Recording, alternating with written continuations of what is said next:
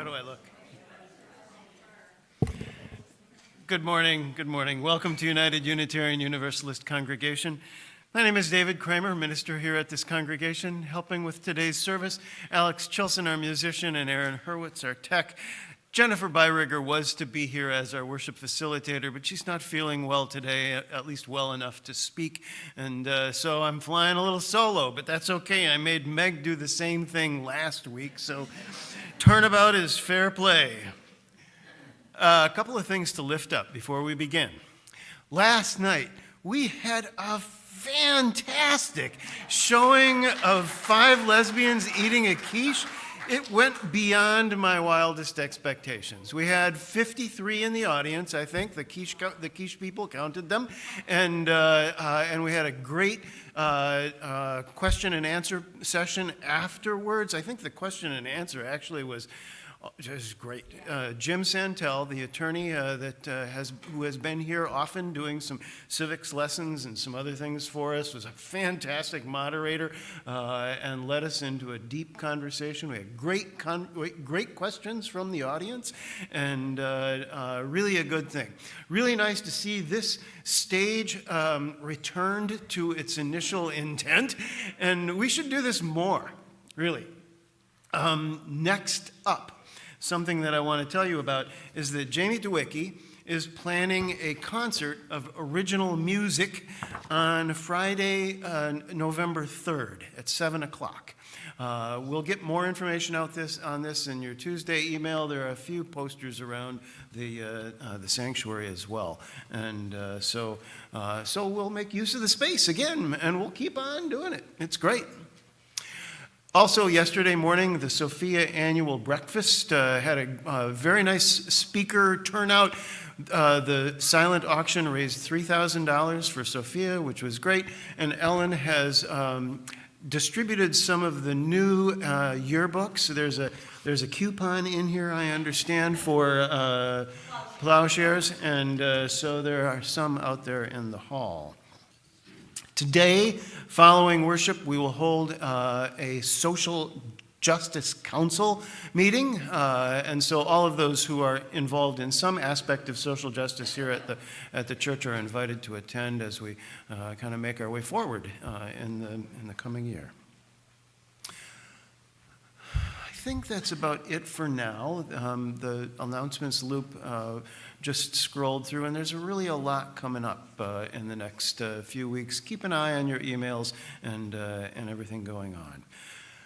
Now, please center yourselves for worship. I'll invite Isabel up to help us light our chalice.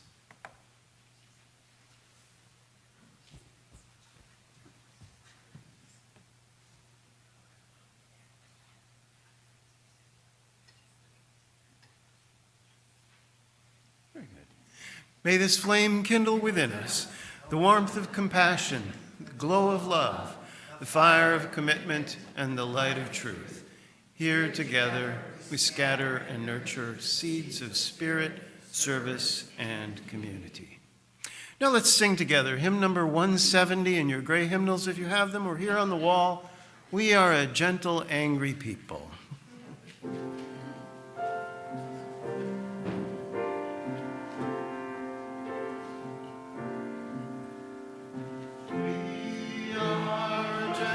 Angry people, and we are singing for our lives. We are a gentle, angry people, and we are singing for our lives. We are justice-seeking people, and we are singing for our lives.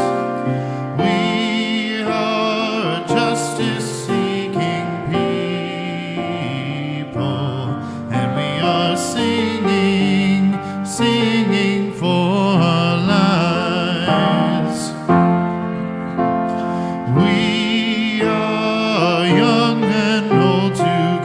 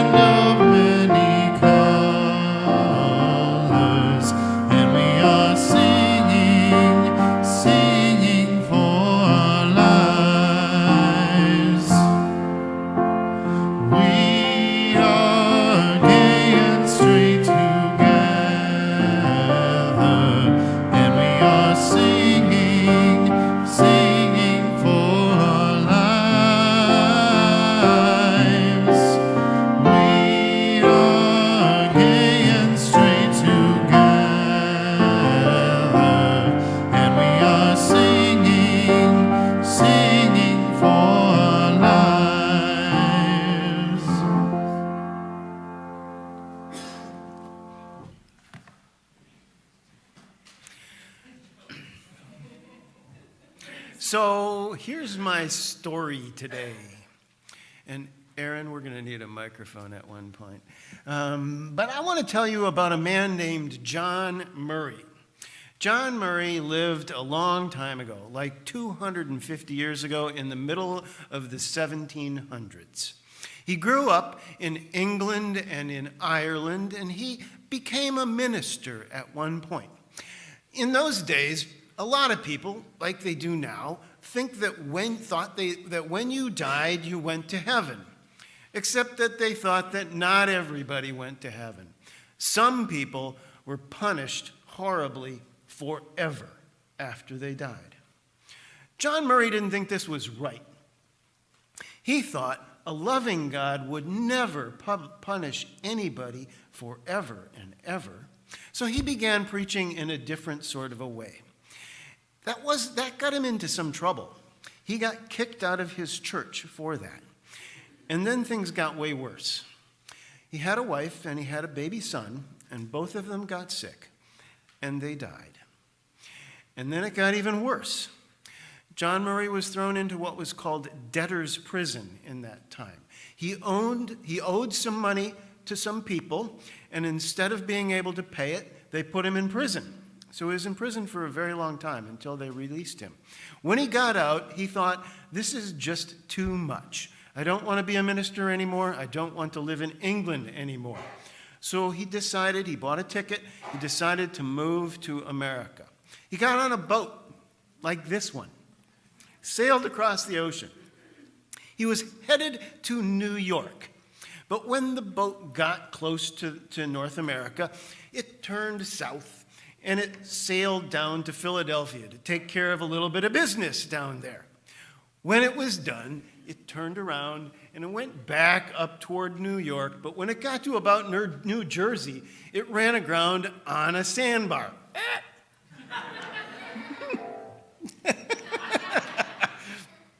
The captain of the boat was pretty smart. So he got a hold of another smaller boat, like this one.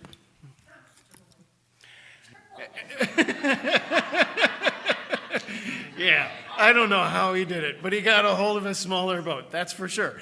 And he loaded a bunch of people and a lot of the cargo onto the smaller boat, and he put John Murray in charge. Well, when he got all that cargo off of this other boat, it was a lot lighter, so it floated off of the sandbar and it went back off on its business. Meanwhile, John Murray and the people and the cargo on this little boat sailed into the little bay that was right by that sandbar, and they got out on land. When they got out on land, they found a farmer there named Thomas Potter. Thomas Potter had heard about the kind of preaching that John Murray was doing some years before. He thought about a loving God too. Thomas Potter was so excited, he built a little chapel waiting for a minister. It was 10 years before any minister came by. And then all of a sudden, there was John Murray. He said, hallelujah, I've got a minister for my church. Except John Murray wasn't having any of it. He did not want to be a minister anymore. He did not want to preach. Thomas Potter kept prevailing upon him and talking with him and talking with him. And John Murray finally said, okay, so if the wind doesn't shift and I can't sail back out to sea by Sunday, I'll preach a sermon. So days went by, and guess what? The wind didn't shift. And so John Murray eventually ended up preaching in that chapel.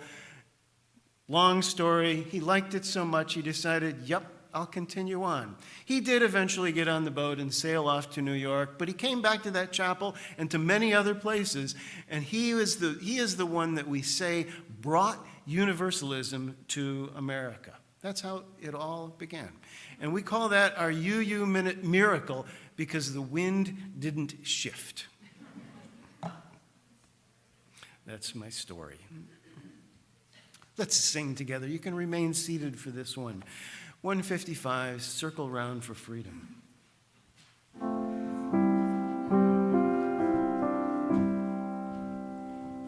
Circle round for freedom.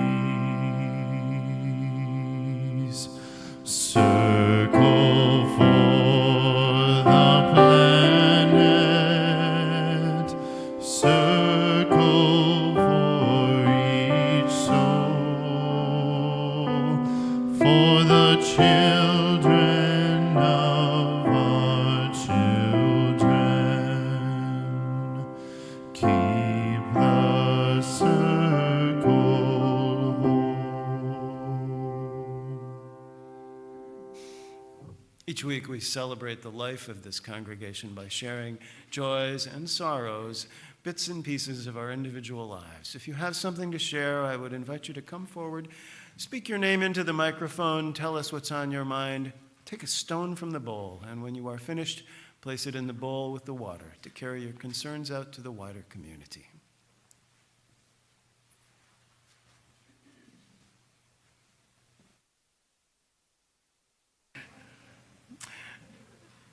Please join me in a few moments of meditation, reflection, prayer.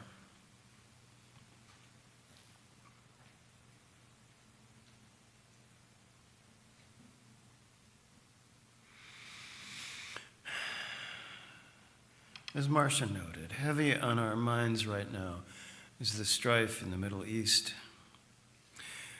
Deep religious traditions underlie the conflict, and this moment yet is defined by violence and murder and terror. We pray for all the lives in Israel and Gaza and all those that they touch. If the news is to serve us at all, let it remind us to pay attention to all those with whom we share the journey right here in this community. May we bring down the cumulative total of violence in the world, which is to say evil, however we can, to understand who we are and who we are with, and work to call out and correct injustice in our own state and neighborhoods to bring it right. This is what we are about as a people, to live our own faith into the world, to not make it divisive, but to make it universal, as we will say. We share a faith in possibility and justice and community, humanity, and love. However it is that you can reach out to those who are directly impacted and those indirectly impacted, please do so. Please extend your own faith into the world. Blessed be. Amen.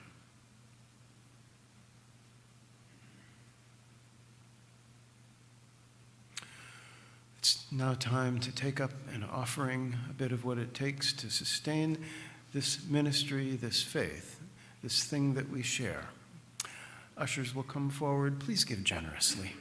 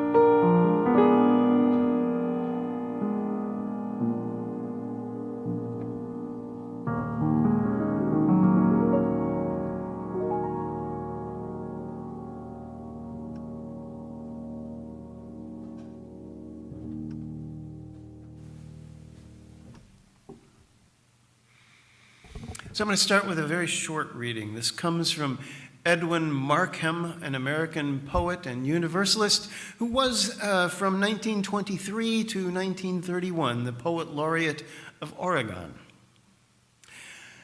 He drew a circle that shut me out, heretic, rebel, a thing to flout, but love and I had the wit to win.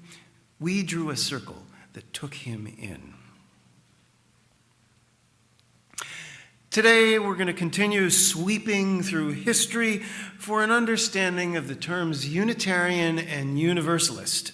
Last week, we did Unitarianism. This week, we'll take a look at how the term Universalism came to be and what it's come to mean. Last week, Meg Whaley, who read the sermon for me, offered a simple explanation of the terms. Unitarianism can be understood as a belief in one God, and universalism means everybody's saved. Another simple way of understanding the roots of these ideas is that both terms reject a particular piece of Christian doctrine. Unitarianism refers to the rejection of the doctrine of the Trinity, as we took a look at last week. Universalism is a rejection of the doctrine of eternal damnation. It gets way more complicated than that, but that gives us a start. Just like we did with Unitarianism last week, if you consider the idea of universalism apart from the religious tradition more or less organized around it, you can trace this idea back a long, long ways. The first expression of something like universalism in the Christian church came in the 2nd century of the Common Era in Alexandria in northern Africa. Origen, with an E, not an I, was an early Christian scholar, ascetic, and theologian who believed in a benevolent God and a doctrine of universal reconciliation, which is a belief that all sinful souls would eventually be reconciled to God. He also was strongly against a literal interpretation of the Bible, arguing, for example, that the Garden of Eden wasn't actually a place where God planted carrots and zucchini and fig leaves and things like that, but a state of being in which humans lived peacefully in the presence of God. Not surprisingly, he eventually was labeled a heretic. The idea of universal salvation didn't exactly die out, though. So over the next 1,000 years or so, the official line of the church was that only some souls ever eventually make it to heaven. Lots of other sinners ended up in hell forever. Zoom ahead to the 1500s, and our friend John Calvin, who torched our Unitarian ancestor Michael Servetus for his heretical beliefs, really solidifies this idea of selective salvation and endless torment with a doctrine sometimes referred to with the acronym TULIP. Does anybody know this?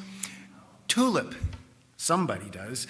T stands for total depravity. By virtue of having a body, you, I, everybody, we are born sinners. You, unlimited election. Because God is all-powerful and all-knowing, he's got everything in the universe all mapped out. Every leaf that falls, every child that's born, he already knows who's saved and who's not. The unlimited here applies to God's power, not to his magnanimity. God does whatever God wants. Limited atonement. Only some people, the elect, are saved. Everybody else does not have a prayer. Irresistible grace. If you are among the chosen, there's also nothing that you can do to cancel this. Really, there's a billboard along I-90 toward Toma that I see all the time that says, "God blessed America, he sent Trump." It's like that. Nothing Trump can do will cancel how some people see him, because in their view, God alone has already decided. P, the perseverance of the saints. This is where the idea of born again comes from. In Calvin and St. Augustine before him, both of them argue that there's a second gift of grace that some people get after they are born that then leads them to be good people, good Christians for the rest of their lives. They are born again. Calvin comes up with all of these ideas, just like Servetus, from reading his Bible, just with a different interpretation. Calvin is a biblical literalist, whereas a more liberal view would consider the Bible to be divinely inspired. Around this time, the counterbalance to Calvin were movements known as the Radical Reformation. The spiritualists, some of whom would become Amish or Mennonite in later years. The rationalists, who were the ancestors of Unitarians, like Servetus. And Anabaptists, ancestors of the Quakers. Among the Anabaptists were some who believed in universal reconciliation. This, however, was the minority view. Into the 1700s, the Calvinistic view prevails, and a wave of evangelism sweeps across Great Britain, led by George Whitefield, who was bombastic and theatrical and an iconoclast, except that he's preaching the Orthodox hardline. He's a genius at working the social media of the day, which is to say broadsides and handbills, as well as gaining converts and, not coincidentally, squeezing money out of them. He's an itinerant. He has no one church that he serves, but he travels around putting on great shows. Jimmy Swaggart has nothing on Whitefield. He also has what's called lazy eye. This was a medical condition, and so you can see it depicted here, and it made people think that he was always watching them from the pulpit. Anyway, this wave of evangelism breaks across the pond to the colonies, where the first Great Awakening from about 1730 to 1740 brought preachers like Jonathan Edwards preaching on sinners in the hands of an angry God with a message of hellfire and damnation and salvation only for the elect. And you can see both of them have this bib thing going on too. It's kind of interesting. Whitefield also comes over to preach at one point, and he's even more incendiary. It is said that Whitefield could enthrall large audiences through a potent combination of drama, religious eloquence, and patriotism. Think white Christian nationalism now, right? Back in England, John Murray, from the story that we just told, had been born into a strict Calvinist family, and he had joined Whitefield's church. He gets the call, and he begins preaching in this Calvinistic way, too. At the same time, another Methodist minister in England, James Relly, had come to reject the idea of predestination, reasoning that a truly loving God would condemn no one to hell forever. The story goes that Murray learned of a woman who had been convinced of Relly's beliefs. Murray thought he'd pay her a visit and convince her of the error of her ways. What happened was exactly the opposite. She argued so well that Murray left totally confounded, gradually set down a path toward Universalism himself. She converts him.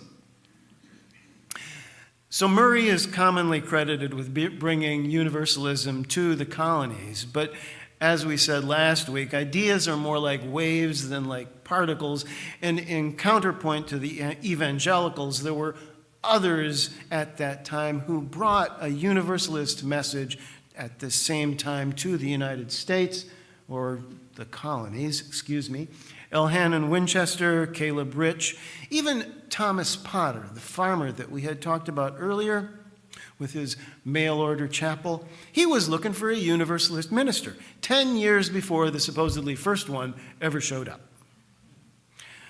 Some of these universalist ministers, given the style of the day, also preached in a kind of a revivalistic manner, preaching not hell, but hope and salvation.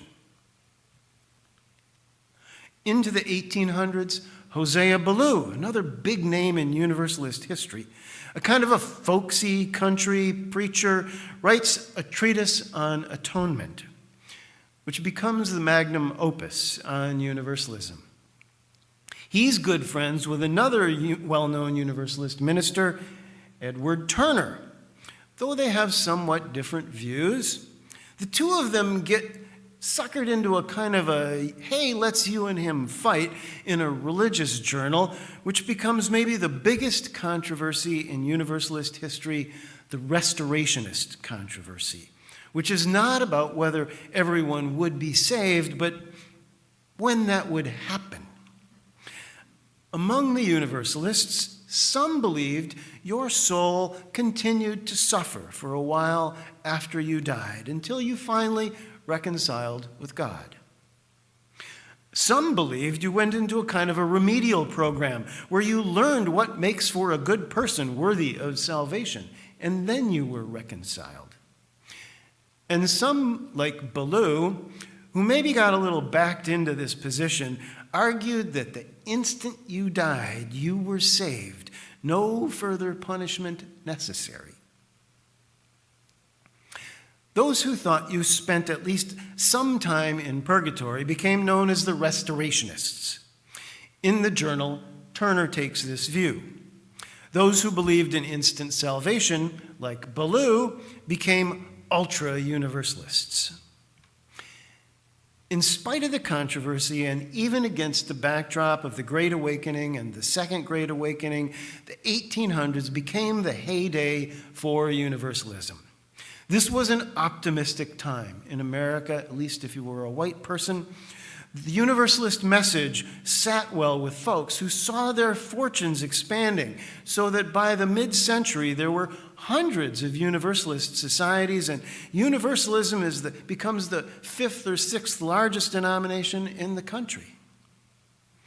Into this time comes abolition and women's suffrage and temperance, and Americans of European descent spread out across the land, establishing new churches in far-off places like here. And women like Olympia Brown step in to push for progress and also to fill the pulpits that are short on men. In the decades following the establishment of this church in 1877 in Mukwonago, Olympia Brown regularly leads worship here, as well as in Racine and elsewhere in southeastern Wisconsin. Into the 20th century, Universalism as a denomination begins to wane, especially among more mainstream denominations. The Methodists, the Presbyterians, the Congregationalists, they all begin to back off from the hellfire and damnation, and they become more mainstream. So you can still be a Methodist and believe in more universalist-like ideas. You don't have to join the Universalist Church to do so. So we kind of dwindled. In 1945, a group of young Universalist ministers recently graduated from the religious school at Tufts University, formed themselves into a group in part to continue the rump sessions that they had enjoyed in college and in part to inject some life into their flagging denomination. They called themselves the Humiliati, the humble ones, taken from an ancient monastic order in Italy. Among them was a man named Gordon McKeeman, who served as the first abbot of the group's annual conventions. Among the most humbling of my own possessions, I have Gordon McKeeman's robe, which was presented to him upon receiving an honorary doctorate from Starr King Seminary. It was gifted to me by Gordon's son, who attended the UU Church in Rochester, Minnesota, which is where I was ordained. Gordon himself attended that church for some time before he died, while I was in seminary and occasionally preaching there. On many Sundays, I'd look down to see Gordon sitting right down there in the front row, smiling back up at me, nodding at the points I was trying to make, building my confidence, an actual gift of grace in real time. Here's Gordon and his wife, Phyllis, at about the time that I knew him. Among the other gifts that we owe to the Humiliati is the offset cross. The Humiliati are the ones who commissioned this symbol designed to represent an all-inclusive universalism, the circle, rooted through, not centered in, Christianity, and freely open to other traditions. We have this right here on our altar, and there's also a symbol back there on the history case. They enlivened universalism and broadened its scope, and the humiliati, that's humiliating to say, helped pave the way for eventual merger of the Unitarians and the Universalists in 1961. This was among our first symbols, and you can see the similarity in how this all evolved, right? Each denomination brought a history of heresy with it, but also, and more importantly, I think, a fundamental spirit of open-mindedness, a willingness to grow and change and respond to the times. That's often what led to their heterodoxy. As we did last week as well, I want to spend a few minutes rewriting history to modify its patriarchal norms, to write back into the narrative the roles that women played. We can start with Judith Sargent Murray, essayist, poet, playwright, the most prominent woman essayist of her time, who was the second wife of John Murray. As a child, Judith was an avid learner, plowing through the family library, scribbling poetry, but they wouldn't let her go to school because she was a woman. She found teachers as she could. At age 18, she was married to the son of a prominent Gloucester shipping family. A year later, either her father or her brother, I can't tell, both of them were named Winthrop, had been reading about James Relly and Universalism. And when they learned that John Murray would be traveling in New York or in New England, they invited him to their house, along with friends and relatives, where Judith and John first met. They were married, remember? Judith knew right away that in Murray, she had found a mentor, spiritual teacher, and intellectual companion, writes a biographer. Soon after, she wrote to Murray saying, "I am not much accustomed to writing letters, especially to your sex. But if there be neither male nor female in the Emmanuel you promulgate, we may surely and with strictest propriety mingle souls upon paper." Last night we heard about what?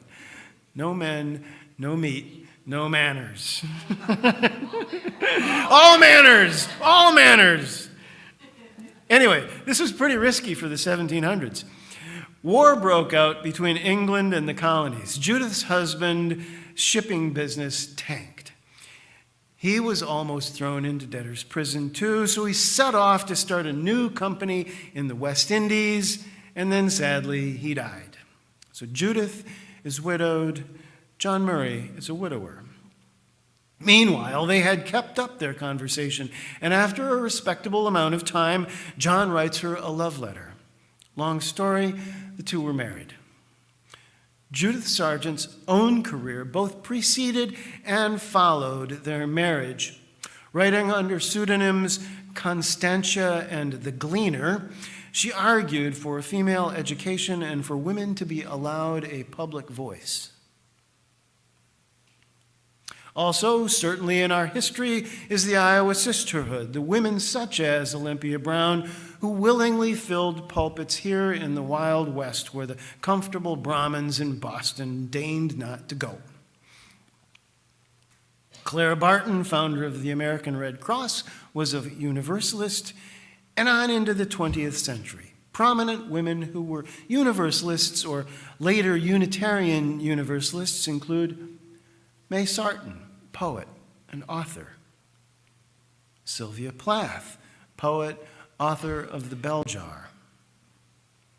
Malvina Reynolds, songwriter, folk singer. Frances Moore LePay, author, nutritionist, activist, wrote Diet for a Small Planet. And Jewel Graham, social welfare educator, president of the World YWCA. Common to all of these is a fundamental spirit of open-mindedness, a willingness to grow and to change and respond to the times. This is where we come from, who we are. Heretics, rebels, people of wit and love. I hope this has been helpful, that you've learned something or maybe at least been reminded of something over the last couple of weeks. We'll continue on through the year, maybe dipping back into a bit of this history. Thank you for the time. Let's sing together again. Hymn number 131 in your gray hymnals or here on the wall. Love will guide us. Please rise in body or spirit.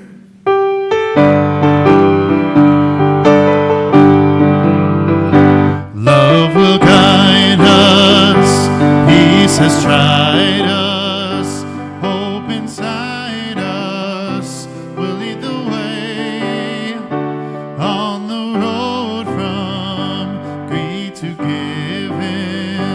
Love will guide us through the hard nights. If you cannot sing like angels, if you cannot speak for thousands, you can give from deep within you. You can change the world with your love. Love will guide us. Peace has tried us. Hope inside us will lead the way on the road from greed to giving. Love will guide us through the hard nights.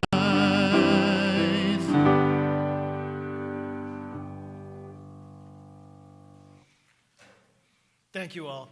After our postlude, we will gather downstairs for coffee and conversation, and in a few minutes, then some of us will gather back up here in the sanctuary for a Social Justice Council meeting where we'll do a little talking about where we head to this year. We're going to miss Adele dearly. Words to close by from John Murray. It's in the back of your hymnals, number 704, if you want to follow along or just hear me. Go out into the highways and the byways. Give the people something of your new vision. You may possess a small light, but uncover it. Let it shine. Use it in order to bring more light and understanding to the hearts and minds of men and women. Give them not hell, but hope and courage. Preach kindness and everlasting love of God. Blessed be.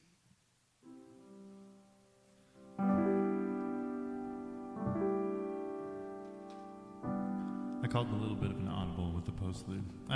This is, instead of Can the Circle Be Unbroken, like it says in the order of service, this is a song by Harry Chapin.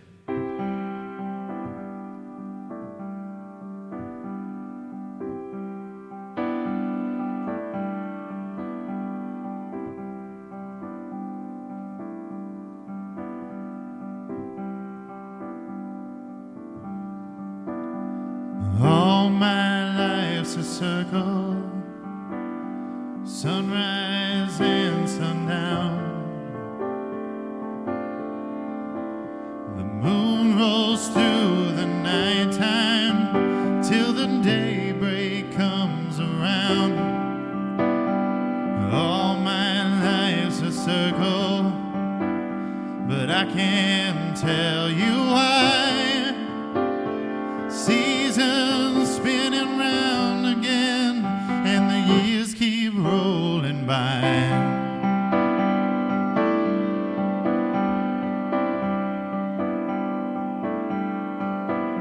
Seems like I've been here before.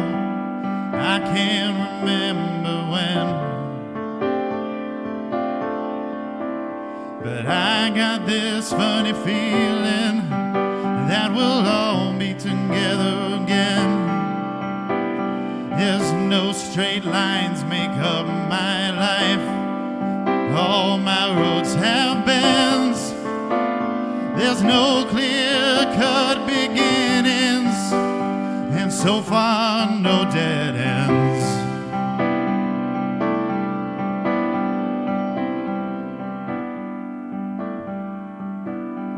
I found you 1,000 times. I guess you've done the same. But then we lose each other, It's just like a children's game. But as I find you here again, the thought rolls through my mind. Our love is like a circle. Let's go round one more time. All my life's a circle, sunrise and sundown. The moon rolls through the nighttime till the daybreak comes around. All my life's a circle, I can't tell you why. Seasons spinning round again, the years keep rolling by. Seasons spinning round again, the years keep rolling by.